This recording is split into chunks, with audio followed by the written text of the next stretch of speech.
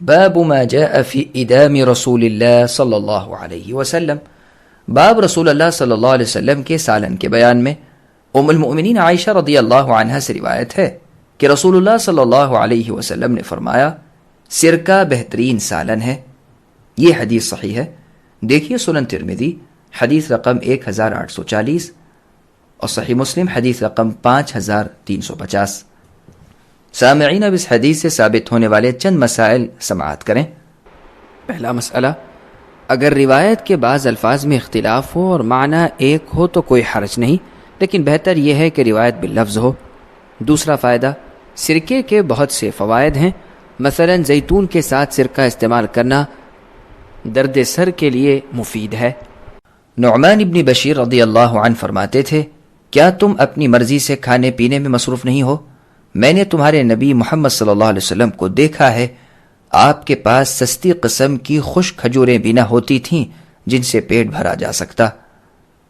یہ حدیث صحیح ہے، دیکھیے سنن ترمذی حدیث رقم 2372۔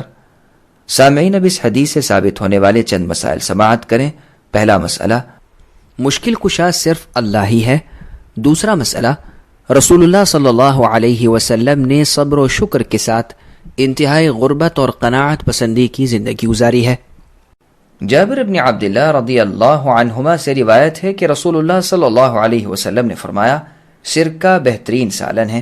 یہ حدیث صحیح ہے، دیکھیے سنن ترمذی حدیث رقم 1842 اور سنن ابی داؤد حدیث رقم 3820۔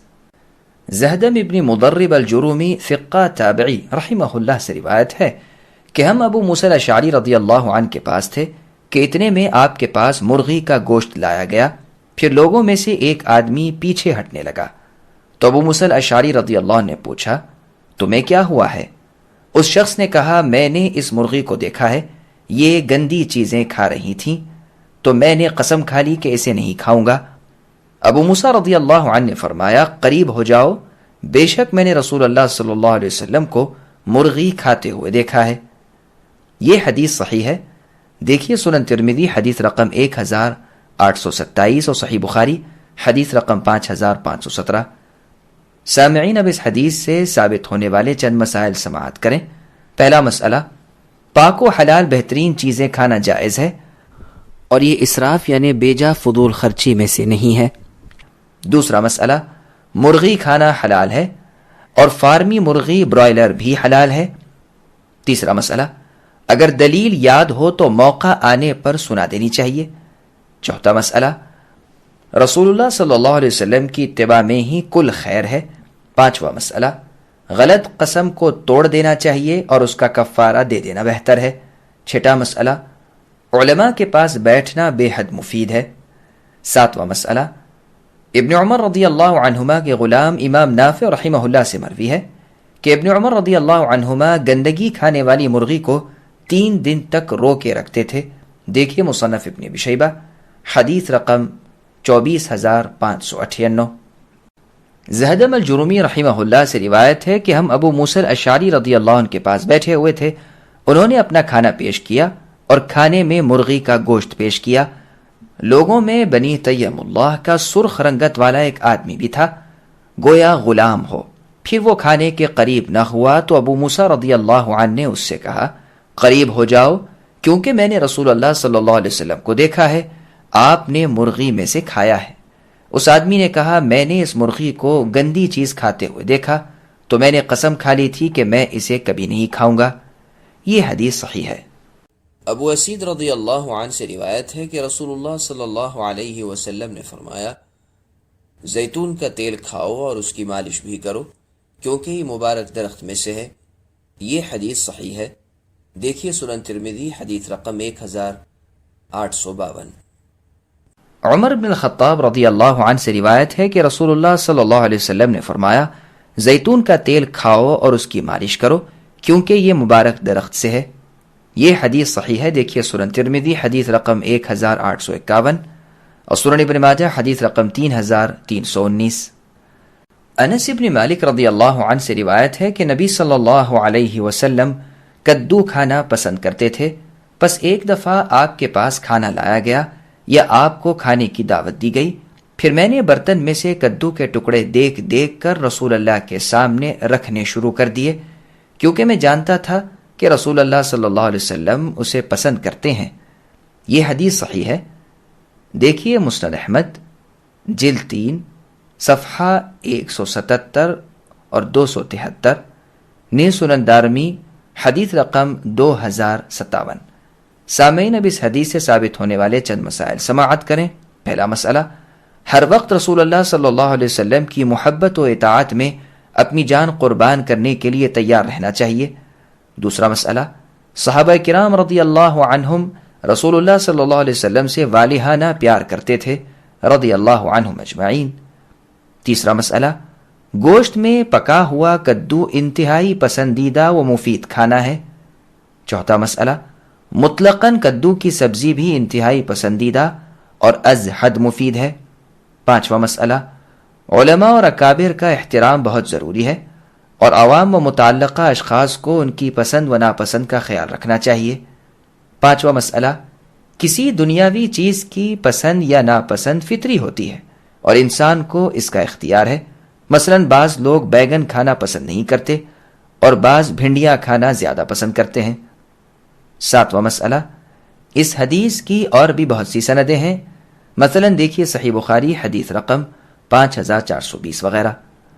آٹھواں مسئلہ، میزبان کو دعوت میں مہمان اور مدعو شخص کا خیال رکھنا چاہیے۔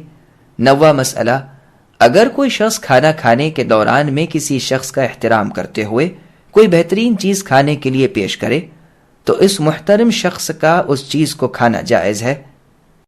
انس بن مالک رضی اللہ عنہ فرماتے تھے کہ ایک درزی نے کھانا تیار کر کے رسول اللہ صلی اللہ علیہ وسلم کو دعوت دی، تو یہ کھانا کھانے کے لیے میں بھی رسول اللہ صلی اللہ علیہ وسلم کے ساتھ گیا۔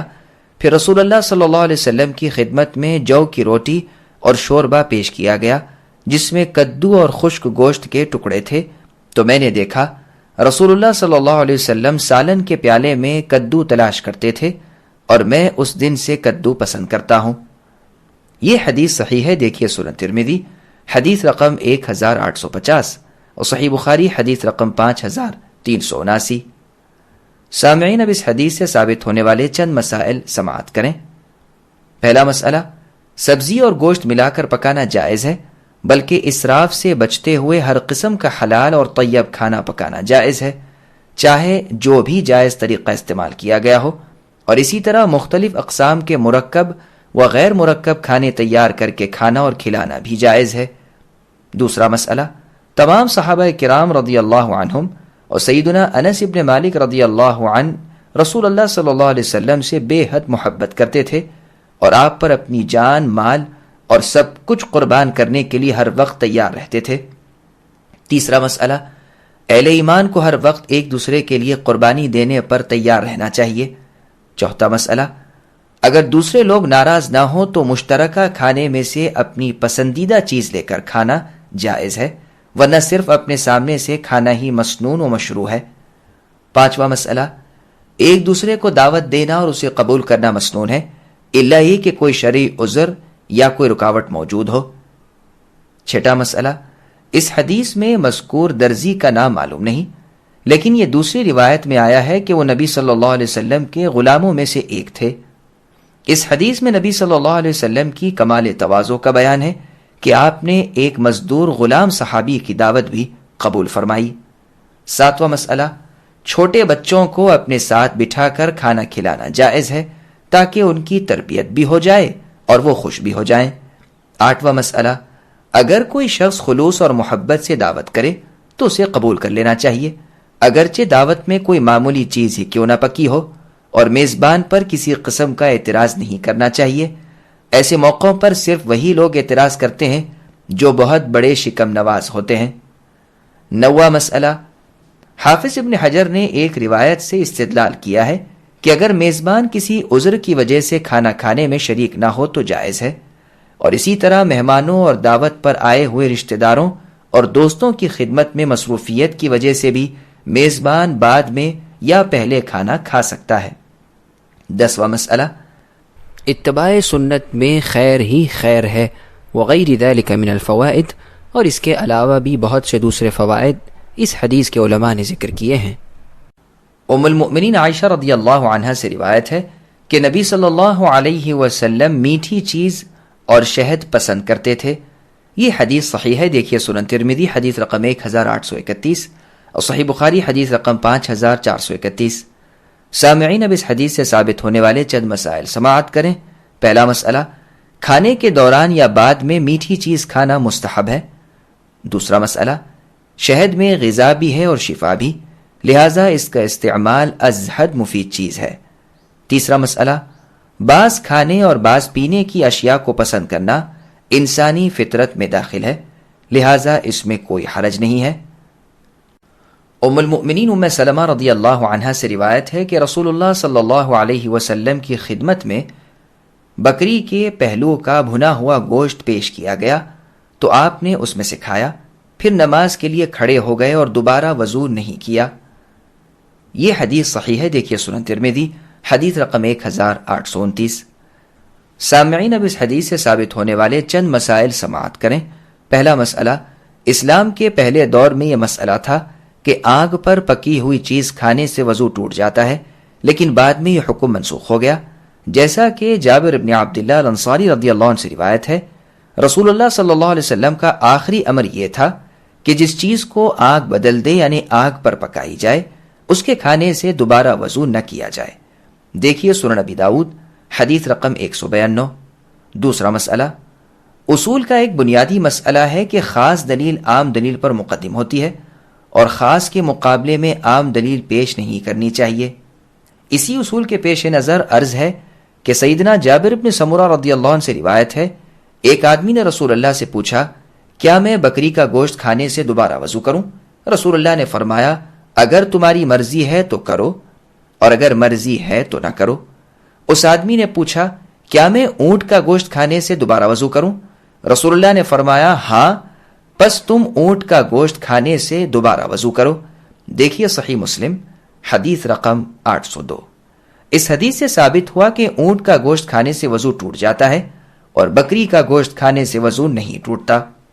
امام ترمذی رحمہ اللہ نے پہلے الوضوء مما غیرت النار کہ ان چیزوں کے کھانے سے وضو کا بیان جو آگ پر پکائی جاتی ہیں کا باب باندھا، اور اس کے فوراً بعد ترک الوضوء مما غیرت النار کا باب باندھ کر حدیث سے یہ ثابت کر دیا کہ آگ کی چھوئی ہوئی چیز کھانے سے دوبارہ وضو کا وجوب منسوخ ہے. پھر اس کے متصل بعد امام ترمذی نے الوضوء من لحوم الابلی کا باب باندھ کر یہ ثابت کیا کہ اونٹ کا گوشت کھانے سے وضو ٹوٹ جاتا ہے اور یہ اونٹ کا گوشت کھانے سے وجوب وضو والی حدیث منسوخ نہیں ہے. امام ترمذی نے فرمایا، احمد ابن حنبل اور اسحاق ابن راہوے رحمہم اللہ کا یہی قول ہے. صحیح مسلم کی حدیث کے راوی جابر ابن سمرہ رضی اللہ عنہ نے فرمایا، ہم صحابہ اونٹ کا گوشت کھانے سے دوبارہ وضو کرتے تھے اور بکری کا گوشت کھانے سے دوبارہ وضو نہیں کرتے تھے. دیکھیے مصنف ابن ابی شیبہ حدیث رقم 513. اور اس کے مقابلے میں کسی ایک صحابی سے بھی یہ ثابت نہیں کہ اونٹ کا گوشت کھانے سے وضو نہیں کرنا چاہیے. اس سلسلے میں مصنف ابن ابی شیبہ حدیث رقم 515 وغیرہ کے آثار ضعیف و ناقابل حجت ہیں. مغیرہ بن شعبہ رضی اللہ عنہ سے روایت ہے کہ ایک رات رسول اللہ صلی اللہ علیہ وسلم کے ساتھ میں بھی مہمان تھا. آپ کے پاس بھنے ہوئے پہلو کا گوشت لایا گیا. آپ نے چھری لے کر اسے کاٹنا شروع کیا اور میرے لیے بھی ایک ٹکڑا اس میں سے کاٹا. پھر بلال رضی اللہ عنہ آئے تاکہ آپ کو نماز کی اطلاع دیں تو آپ نے چھری رکھ دی اور فرمایا، اسے کیا ہوا ہے؟ اس کے ہاتھ خاک آلودہ ہوں.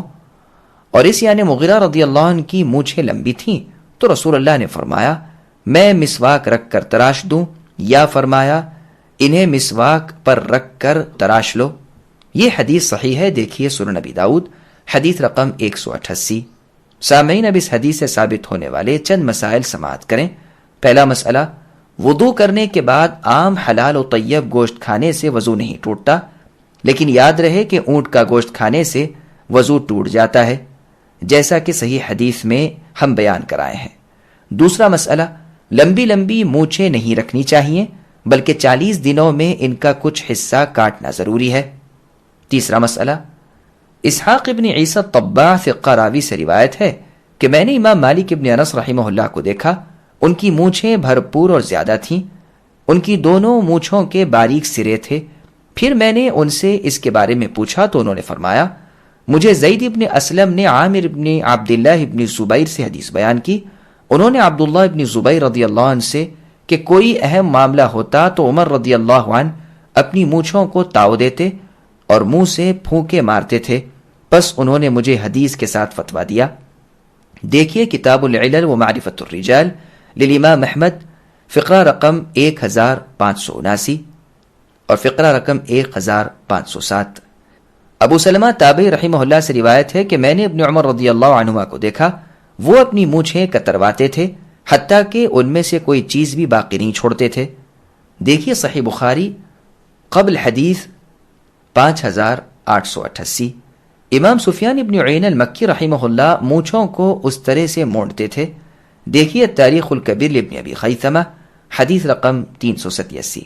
جبکہ اس کے سراسر برعکس امام مالک رحمہ اللہ نے فرمایا مونچھوں میں سے کچھ کاٹنا چاہیے تاکہ ہونٹ کا کنارہ ظاہر ہو جائے، اور یہ وہ کنارہ ہے جو منہ کی طرف سے ہونٹوں کو گھیرے ہوتا ہے، اور انہیں پورا کاٹ نہ دے، یعنی اس طرح سے نہ منڈوائے، ورنہ پھر وہ اپنا مسئلہ کرنے والا بن جائے گا. دیکھیے موطا مالک حدیث رقم 1775. یہ مسئلہ دراصل اجتہادی ہے، اور راجح بات یہی ہے کہ مونچھیں اس طرح سے نہ منڈوائے بلکہ قینچی وغیرہ سے کاٹے حتیٰ کہ چمڑا نظر آنے لگے، اور اگر ہونٹوں کے اوپر سے کاٹ کر باقی مونچھیں بڑھا لے تو بھی جائز ہے. واللہ اعلم. ابو ہریرہ رضی اللہ عنہ سے روایت ہے کہ نبی صلی اللہ علیہ وسلم کے پاس بھنا ہوا گوشت لایا گیا، پھر آپ کی خدمت میں بھنا ہوا بازو والا حصہ پیش کیا گیا جو آپ کو پسند تھا. پھر آپ نے اس میں سے اپنے دانتوں کے ساتھ کاٹ کر یعنی نوچ کر کھایا. یہ حدیث صحیح ہے. دیکھیے سنن ترمذی حدیث رقم 1837 اور صحیح بخاری حدیث رقم 4712. سامعین اب اس حدیث سے ثابت ہونے والے چند مسائل سماعت کریں. پہلا مسئلہ، پکے ہوئے گوشت کو چھری کے ساتھ کاٹ کر کھانا جائز ہے اور دانتوں کے ساتھ نوچ کر کھانا بھی جائز ہے. دوسرا مسئلہ، گائے، بکری، اونٹ وغیرہ میں بہترین اور لذیذ حصہ بازو اور پشت کا گوشت ہوتا ہے. تیسرا مسئلہ، مہمان کی خواہش یا پسندیدگی کا احترام آداب ضیافت یعنی مہمانی کے آداب میں سے ہے. ابو ہریرہ رضی اللہ عنہ نے بیان کیا کہ ہم نبی کریم صلی اللہ علیہ وسلم کے ساتھ ایک دعوت میں شریک تھے. آپ کی خدمت میں دست کا گوشت پیش کیا گیا جو آپ کو بہت مرغوب اور پسند تھا. رسول اللہ نے اس دست کی ہڈی کا گوشت دانتوں سے نکال کر کھایا، پھر فرمایا کہ میں قیامت کے دن لوگوں کا سردار ہوں گا. تمہیں معلوم ہے کہ کس طرح اللہ تعالیٰ قیامت کے دن تمام مخلوق کو ایک چٹیل میدان میں جمع کریں گے، اس طرح کہ دیکھنے والا سب کو ایک ساتھ دیکھ سکے گا، آواز دینے والے کی آواز ہر جگہ سنی جا سکے گی، اور سورج بالکل قریب ہو جائے گا. ایک شخص اپنے قریب کے دوسرے شخص سے کہے گا دیکھتے نہیں کہ سب لوگ کیسی پریشانی میں مبتلا ہیں اور مصیبت کس حد تک پہنچ چکی ہے. کیوں نہ کسی ایسے شخص کی تلاش کی جائے جو اللہ پاک کی بارگاہ میں ہم سب کی شفاعت کے لیے جائے. کچھ لوگوں کا مشورہ ہوگا کہ آدم علیہ السلام جو تمام انسانوں کے والد ہیں ان کے لیے یہ مناسب ہے کہ اللہ کے ہاں سفارش کر دیں. چنانچہ لوگ ان کی خدمت میں حاضر ہوں گے اور عرض کریں گے اے آدم، آپ تمام انسانوں کے والد ہیں. اللہ تعالیٰ نے خاص آپ کو اپنے دونوں ہاتھوں سے پیدا کیا تھا، اپنی طرف سے بنائی ہوئی روح کو آپ کے اندر پھونکا تھا، فرشتوں کو حکم دیا تھا اور انہوں نے آپ کو سجدہ کیا تھا، اور جنت میں آپ کو پیدا کرنے کے بعد ٹھہرایا تھا یعنی جگہ دی اور وہاں بسایا. آپ اپنے رب کے حضور میں ہماری شفاعت کر دیں. آپ خود ملاحظہ فرما سکتے ہیں کہ ہم کس درجہ الجھن اور پریشانی میں مبتلا ہیں. آدم علیہ السلام جواب دیں گے کہ گنہگاروں پر اللہ تعالیٰ آج اس درجہ غضبناک ہیں کہ کبھی اتنا غضبناک نہیں ہوئے تھے اور نہ آئندہ کبھی ہوں گے، اور مجھے پہلے ہی درخت یعنی جنت کے کھانے سے منع کر چکے تھے، لیکن میں اللہ کے فرمان کو بجا لانے میں کوتاہی کر گیا. آج تو مجھے اپنی ہی پڑی ہے. میری جان، تم لوگ کسی اور کے پاس جاؤ. ہاں، نوح علیہ السلام کے پاس جاؤ. چنانچہ سب لوگ نوح علیہ السلام کی خدمت میں حاضر ہوں گے اور عرض کریں گے اے نوح، آپ آدم علیہ السلام کے بعد روئے زمین پر سب سے پہلے نبی ہیں، اور اللہ تعالیٰ نے آپ کو عبد شکور یعنی شکر گزار بندہ کہہ کر اپنے کلام میں پکارا ہے. آپ ملاحظہ فرما سکتے ہیں کہ آج ہم کیسی مصیبت و پریشانی میں مبتلا ہیں. آپ اپنے رب کے حضور میں ہماری شفاعت کر دیجئے. نوح علیہ السلام بھی یہی جواب دیں گے کہ میرے رب آج اس درجہ غضبناک ہیں کہ اس سے پہلے کبھی ایسا غضبناک نہیں ہوئے تھے اور نہ کبھی اس کے بعد اتنا غضبناک ہوں گے. آج تو مجھے خود اپنی جان کی فکر ہے. میری جان میری جان، تم نبی صلی اللہ علیہ وسلم کی خدمت میں جاؤ. چنانچہ وہ لوگ میرے پاس آئیں گے، میں ان کی شفاعت کے لیے اللہ تعالیٰ کے عرش کے نیچے سجدے میں گر پڑوں گا. پھر آواز آئے گی، اے محمد سر اٹھائیے اور سفارش کیجئے، آپ کی سفارش قبول کی جائے گی، مانگیں آپ کو دیا جائے گا. نبی صلی اللہ علیہ وسلم کے غلام ابو عبید رضی اللہ عنہ سے روایت ہے، فرماتے ہیں کہ میں نے نبی صلی اللہ علیہ وسلم کے لیے ہانڈی پکائی اور آپ کو دستی کا گوشت پسند تھا، یعنی بکری کے ہاتھ کا، لہٰذا میں نے آپ کو دستی پکڑا دی. پھر آپ نے فرمایا مجھے دستی دو، تو میں نے آپ کو دے دی. آپ نے پھر فرمایا مجھے دستی دو، تو میں نے کہا اے اللہ کے رسول صلی اللہ علیہ وسلم بکری کی کتنی دستیاں ہوتی ہیں؟ آپ نے فرمایا اس ذات کی قسم جس کے ہاتھ میں میری جان ہے، اگر تم خاموش رہتے تو جب تک میں طلب کرتا تم مجھے دستی کا گوشت دیتے رہتے. یہ حدیث صحیح ہے. دیکھیے سنن دارمی حدیث رقم 45. عبداللہ ابن جعفر رضی اللہ عنہما سے روایت ہے کہ میں نے رسول اللہ صلی اللہ علیہ وسلم کو فرماتے ہوئے سنا، بہترین گوشت پیٹ کا گوشت ہے. یہ حدیث صحیح ہے. دیکھیے سنن ابن ماجہ حدیث رقم 3308. ام المؤمنین عائشہ رضی اللہ عنہا سے روایت ہے کہ نبی صلی اللہ علیہ وسلم نے فرمایا بہترین سالن سرکہ ہے. یہ حدیث صحیح ہے. جابر بن عبداللہ رضی اللہ عنہما سے روایت ہے کہ رسول اللہ صلی اللہ علیہ وسلم نے فرمایا نعم الادام الخل ما اقفر بیت فیہ خل. بہترین سالن سرکہ ہے اور جس گھر میں سرکہ ہے وہ سالن سے خالی نہیں ہے. دیکھیے مسند احمد حدیث رقم 14807 اور صحیح مسلم حدیث رقم 2052. ابو موسیٰ الاشعری رضی اللہ عنہ سے روایت ہے کہ نبی صلی اللہ علیہ وسلم نے فرمایا عورتوں پر عائشہ کی فضیلت اس طرح ہے جیسے ثرید کے کھانے کو تمام دوسرے کھانوں پر فضیلت حاصل ہے.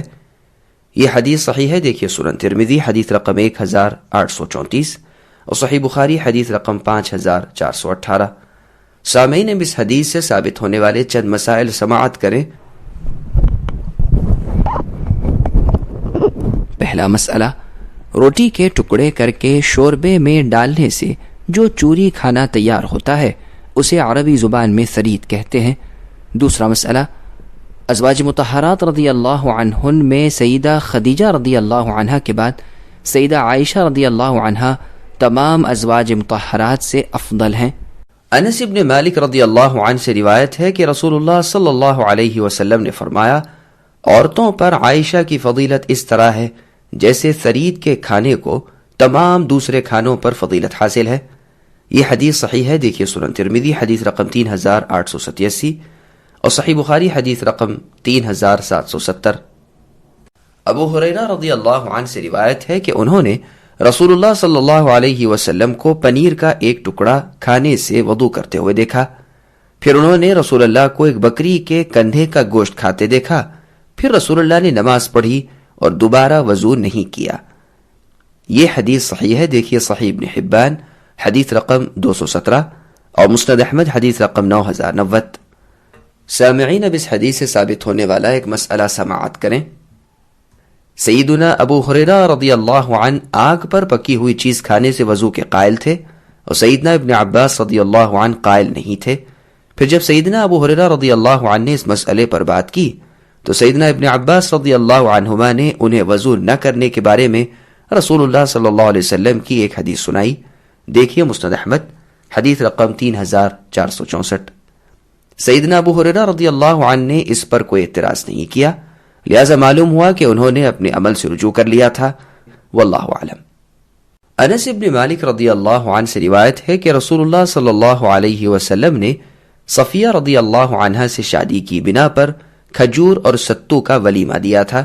یہ حدیث صحیح ہے. دیکھیے سنن ترمذی حدیث رقم 1095 اور 96، نیز سنن ابن ماجہ حدیث رقم 1909.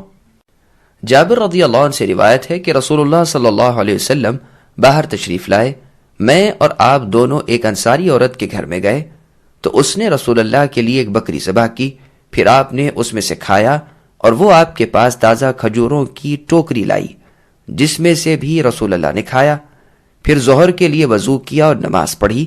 جب نماز سے فارغ ہوئے تو وہ عورت بکری کا باقی ماندہ گوشت لائی تو رسول اللہ نے اس میں سے کھایا، پھر آپ نے عصر کی نماز پڑھی اور دوبارہ وضو نہیں کیا۔ یہ حدیث صحیح ہے، دیکھیے سنن ترمذی حدیث رقم 80، سنن ابی داؤد حدیث رقم 191۔ سامعین، اب اس حدیث سے ثابت ہونے والے چند مسائل سماعت کریں۔ پہلا مسئلہ، اس حدیث سے ثابت ہوا کہ کھانے کے بعد دوبارہ کھانا درست ہے اگرچہ درمیان میں زیادہ وقت نہ بھی گزرا ہو۔ دوسرا مسئلہ، اس حدیث میں 2 دفعہ کھانے کا ذکر ہے مگر سیر ہونے کا ذکر نہیں، اس لیے یہ حدیث سیدہ عائشہ رضی اللہ عنہا کی اس حدیث کے معارض نہیں ہے جس میں ہے کہ نبی نے ایک دن میں 2 دفعہ سیر ہو کر کھانا نہیں کھایا۔ دیکھیے صحیح بخاری حدیث رقم 6455۔ تیسرا مسئلہ، اس حدیث سے یہ بھی معلوم ہوتا ہے کہ آگ پر پکی ہوئی چیز کھانے سے وضو ختم نہیں ہو جاتا، گویا ابو ہریرہ رضی اللہ عنہ کی حدیث جس میں یہ آتا ہے کہ آگ پر پکی ہوئی چیز کھانے سے وضو لازم ہے، یہ حدیث جابر رضی اللہ عنہ ابو ہریرہ رضی اللہ عنہ کی حدیث کی ناسخ ہے۔ دیکھیے سنن ترمذی حدیث رقم 80۔ اکثر صحابہ کرام، تابعین عظام اور جو ان کے بعد ہوئے جیسا کہ سفیان ثوری، عبداللہ بن مبارک، امام شافعی، امام احمد اور اسحاق بن راہوے رحمہم اللہ اجمعین کا عمل اور موقف یہی ہے کہ جس چیز کو آگ نے چھوا ہو اس کے کھانے سے وضو کرنا منسوخ ہے، کیونکہ رسول اللہ کے 2 فعلوں میں سے آخری فعل یہی ہے کہ ترک الوضوء مما مست النار، وضو کا چھوڑنا اس چیز سے جسے آگ نے چھوا ہو۔ چوتھا مسئلہ، اس حدیث سے معلوم ہوا کہ عورت جانور ذبح کر سکتی ہے، عورت کا ذبیحہ حرام نہیں ہوتا اگرچہ وہ عورت ایام کے۔ جابر رضی اللہ عنہ سے روایت ہے کہ رسول اللہ صلی اللہ علیہ وسلم باہر تشریف لائے، میں اور آپ دونوں ایک انصاری عورت کے گھر میں گئے تو اس نے آپ کے لیے ایک بکری ذبح کی، پھر رسول اللہ نے اس میں سے کھایا اور وہ آپ کے پاس تازہ کھجوروں کی ٹوکری لائی جس میں سے بھی آپ نے کھایا، پھر ظہر کے لیے وضو کیا اور نماز پڑھی۔ جب نماز سے فارغ ہوئے تو وہ عورت بکری کا باقی ماندہ گوشت لائی تو رسول اللہ نے اس میں سے کھایا، پھر آپ نے عصر کی نماز پڑھی اور دوبارہ وضو نہیں کیا۔ یہ حدیث صحیح ہے، دیکھیے سنن ترمذی حدیث رقم 80 اور سنن ابی داؤد حدیث رقم 191۔ ام المنذر رضی اللہ عنہ سے روایت ہے کہ رسول اللہ صلی اللہ علیہ وسلم میرے پاس تشریف لائے اور آپ کے ساتھ علی رضی اللہ عنہ بھی تھے، ہمارے ہاں کھجور کے گچھے لٹکے ہوئے تھے، پھر رسول اللہ صلی اللہ علیہ وسلم اور علی رضی اللہ عنہ اس میں سے کھانے لگے تو رسول اللہ صلی اللہ علیہ وسلم نے فرمایا، اے علی نہ کھاؤ کیونکہ تم ابھی بیماری سے صحت یاب ہو کر اٹھے ہو۔ تو علی رضی اللہ عنہ بیٹھ گئے اور نبی صلی اللہ علیہ وسلم کھانے لگے۔ ام المنذر رضی اللہ عنہا نے کہا، میں نے ان کے لیے چقندر اور جو تیار کیے تو رسول اللہ صلی اللہ علیہ وسلم نے علی رضی اللہ عنہ سے کہا، اس میں سے کھاؤ کیونکہ یہ تمہارے لیے موافق ہے۔ یہ حدیث صحیح ہے، دیکھیے سنن ترمذی حدیث رقم 2037 اور سنن ابی داؤد حدیث رقم 3856۔ سامعین، اب اس حدیث سے ثابت ہونے والے چند مسائل سماعت کریں۔ پہلا مسئلہ، پال پرہیز کرنا بالکل جائز بلکہ بعض اوقات ضروری ہے۔ دوسرا مسئلہ، اسلام خیر خواہی کا نام ہے۔ تیسرا مسئلہ، رسول اللہ صلی اللہ علیہ وسلم تمام جہان والوں کے لیے رحمت بنا کر بھیجے گئے ہیں۔ چوتھا مسئلہ، نبی صلی اللہ علیہ وسلم دانائی و حکمت کے اعلیٰ منصب پر فائز تھے۔ ام المؤمنین عائشہ رضی اللہ عنہا سے روایت ہے کہ نبی صلی اللہ علیہ وسلم میرے پاس تشریف لاتے تو فرماتے، کیا تمہارے پاس صبح کا کھانا ہے؟ میں جواب دیتی نہیں۔ آپ فرماتے، میں روزے سے ہوں۔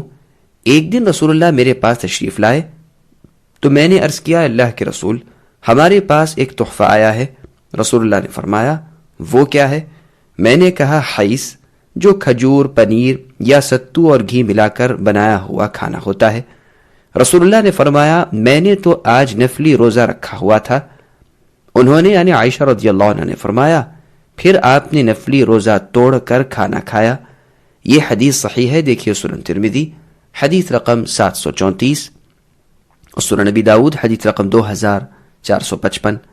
سامعین اب اس حدیث سے ثابت ہونے والے چند مسائل سماعت کریں۔ پہلا مسئلہ، نفلی روزے کے لیے پہلے سے نیت ضروری نہیں ہے۔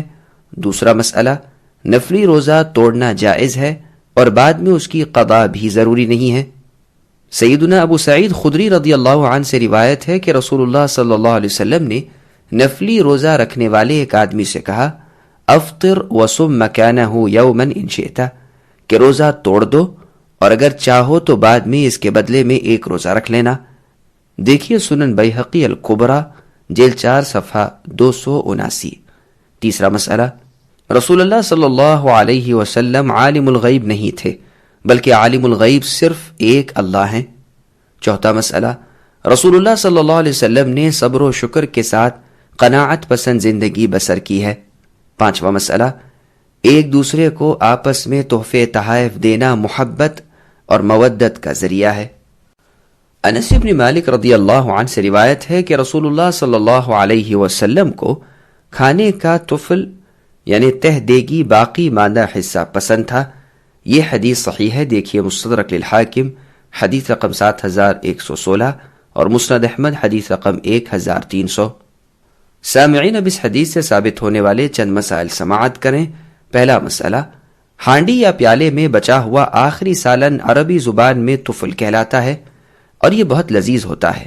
دوسرا مسئلہ، عام لوگوں میں یہ مشہور ہے کہ جو شخص ہانڈی کی کروڑی یعنی تہ دیگی میں سے کھاتا ہے تو اس کی شادی پر بارش ہوتی ہے، حالانکہ اس بات کی کوئی اصل قرآن و حدیث میں نہیں بلکہ یہ بالکل غلط اور باطل خیال و عقیدہ ہے۔ تیسرا مسئلہ، نبی صلی اللہ علیہ وسلم کی طبیعت میں انتہائی عاجزی اور تواضع تھی،